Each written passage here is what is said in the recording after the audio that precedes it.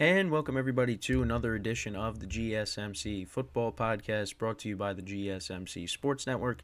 As always, I'm your host, Kenneth Grunfelder, and it's great to have you guys here on this Wednesday, January 17th. We have a lot to talk about on the show today, but before I get into that, I just want to remind you guys, as always, to tip or donate and get your comments recognized, make sure to go to the following link. That is streamelements.com/gsmcsportsnetwork./tip. Again, that really helps the show, makes the show more interactive between myself, the host, and you guys, the viewers. Again, that is streamelements.com/gsmcsportsnetwork./tip. And as always, it is displayed on the ticker on the bottom of the show segment down below. So with that, let's get right into what we are going to talk about for today. So we're going to start off the show. We're going to talk about some of the quarterback performances from this weekend. I want to get into them. So we'll revisit the wild card games and talk about that, especially the debuts of some of the quarterbacks, playoff debuts for some of the quarterbacks as well.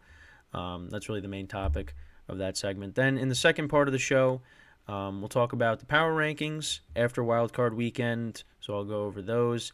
In the third part of the show, we'll talk about Mike Tomlin, basically saying that he's going to come back for the 2024 season. So I'll talk about that. I'll give you my thoughts on it. And then in the final part of the show, we'll kind of take a look ahead to these weekend games. Basically a rematch from the regular season in all of these games coming up this weekend, except really for one. But with that particular matchup, those two teams have met in the playoffs plenty of times. So we'll talk about that. That'll be at the end of the show. So with that, let's get right into the first topic, which is talking about some of these quarterback performances from this weekend. Mainly, I want to talk about Jordan Love and C.J. Stroud because, they made their playoff debuts this past weekend, and they did not disappoint. They really did not disappoint. And the other thing, too, is what comes along with that is also the expectations for their teams going into this year. Because obviously, for C.J. Stroud, he was the number 2 overall pick. The Texans were in a rebuild, new head coach, and there really wasn't a lot of expectations going into the season for the Texans. And the reason why they're here is one of the things because of their quarterback. C.J. Stroud has played really well this year. He's going to be up there for Offensive Rookie of the Year. I know I keep saying that he was going to be a lock, but it's going to come down to either him or Puka Nacua. So it might be Puka Nacua that ends up winning that for this year. But that doesn't diminish what C.J. Stroud has been able to do. And in his debut, again, he did not disappoint. He looked really confident. It didn't seem like the moment was too big for him against the Browns, who going into the game were the number 1, ranked defense in the NFL, and he showed out. And the Texans, they're going to be a problem in that division for a while as they continue to build up this team, and he's going to be a big part of that. And it seems like him and Nico Collins, they have a nice connection going. And once they get Tank Dell back for next year, that's just gonna only help the offense even more because C.J. Stroud and Tank Dell had a nice connection this year as well. But it just, the game against the Browns I thought was going to be competitive. But I thought ultimately the Browns would win. I did pick the Browns to win, but you know what? Give C.J. Stroud a lot of credit because obviously the teams played earlier in the season, and that was when he was hurt. But, with him being back, that really made all the difference. And I know I talked about his stats, of course, but, finished the day 16-21, 274 yards, 3 touchdowns, no interceptions. Just phenomenal performance from him. And then on the other side, talking about Jordan Love, obviously he was a first-round pick back in the 2020 NFL draft. It was kind of a head-scratcher at the time because obviously the Packers had Aaron Rodgers still, and many people were like, well, it looks like, Rodgers is maybe being pushed out the door.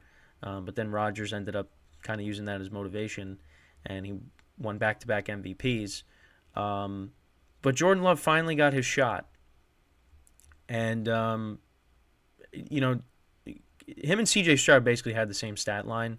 Stroud had 2 more passing yards than him, but I mean, both of these quarterbacks played really well, and same thing with him, with Jordan Love. Confidence in the pocket. I mean, there were a couple times where, the pressure from Dallas was coming, and it didn't matter. Jordan Love stood tall in the pocket, and, he was able to find. I mean, he had guys. I mean, it also helped that he had guys, wide open, on a lot of plays in the game against the Cowboys. And it was an up and down season for Jordan Love. For Stroud, it's kind of been consistent throughout the year. I mean, it's funny because the Texans, did lose to the Panthers at one point this year. But, for Stroud, he's been pretty consistent, throughout the year. With Jordan Love, it was very inconsistent. The beginning of the year, he was good. Then you had that rough stretch. Then started playing better. Then you had the 2 games where they lost.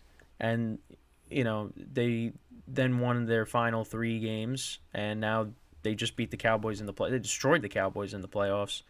And now they're going to be going up against the 49ers. But in this game against the Cowboys, I mean, he looked like one of the best quarterbacks in the NFL. Like, he's trending up that way. It just and the other thing too is he's spreading the ball around. He's going to guys like Bo Melton, who you never heard of, Dontavian Wicks, Christian Watson came back, Romeo Doubs. I didn't even realize Jaden Reed didn't even have a catch in this game, and Jaden Reed's been making a lot of plays for them lately as well. They also got, of course, Luke Musgrave back, their other rookie tight end, Tucker Kraft. He's been making plays. I mean, he's spreading the ball around. And, the 49ers this weekend, they're going to get, a different kind of a Packers offense than they've had in years past. So it's going to be an interesting matchup. But you know what? Listen, Jordan Love sitting for the amount of time that he sat and, learning behind Aaron Rodgers, I mean, I think that helped.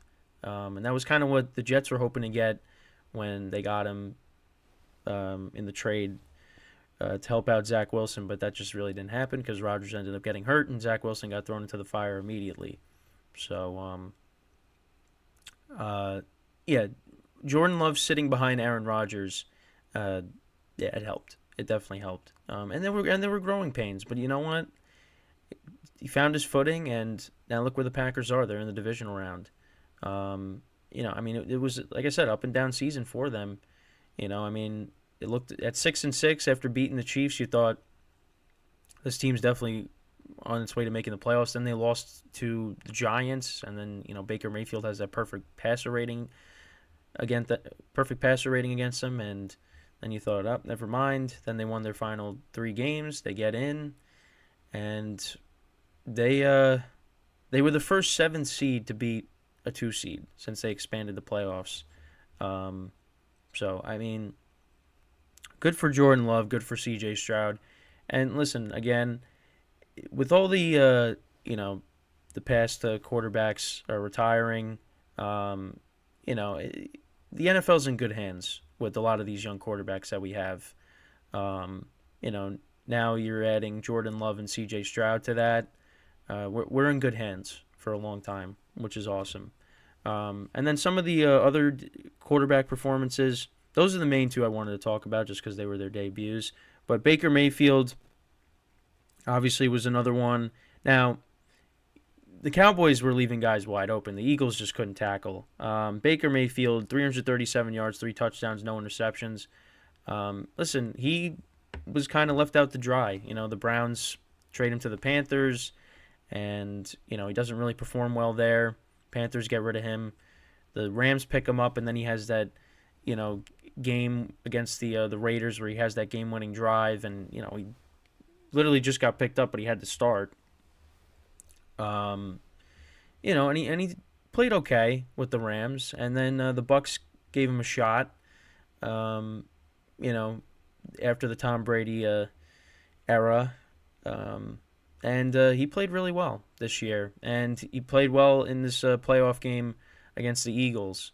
And I'm hoping that this is his home. This is where he's going to be his whole career, the rest of his career. But for me, I'm kind of taking it year by year with it, because listen, he's going to come. He is going to come back next year. You would imagine for the Bucks, but next year could be different. But I'm happy for him, and it was nice to see him knock out the Eagles in this spot. So I'm hoping that this is, like I said, I'm hoping that this is his home for the rest of his career, and he can have a solid career in Tampa. But it's been a great first season for him, and again had a good playoff game, and it could have been even better if some of the Bucks receivers could have held on to the ball, because Mike Evans dropped a touchdown, Cade Otton dropped a pass, but great playoff game from playoff performance from Baker Mayfield. And then, of course, we also got Josh Allen, had that big rushing touchdown, 3 touchdowns, no interceptions.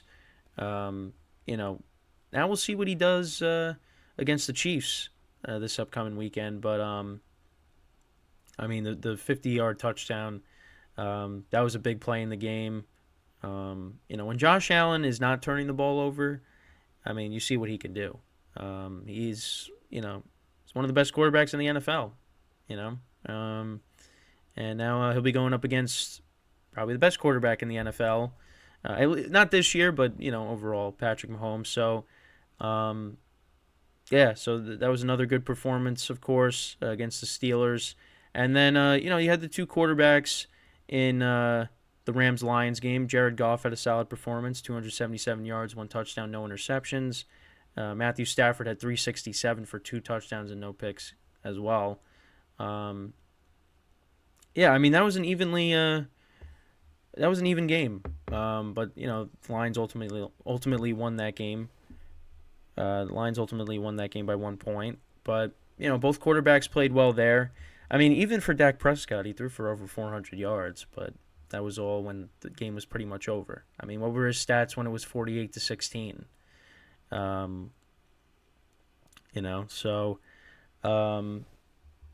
I wouldn't put that. That was just the Packers' defense was just giving up at that point, because they're like, the game's pretty much over. And it was funny because they put in the backup, the Packers, but then they had to put Jordan Love back in because the game started getting closer again. But and then of course Mahomes. We'll go to the Mahomes' performance. 262, 1 touchdown, no picks.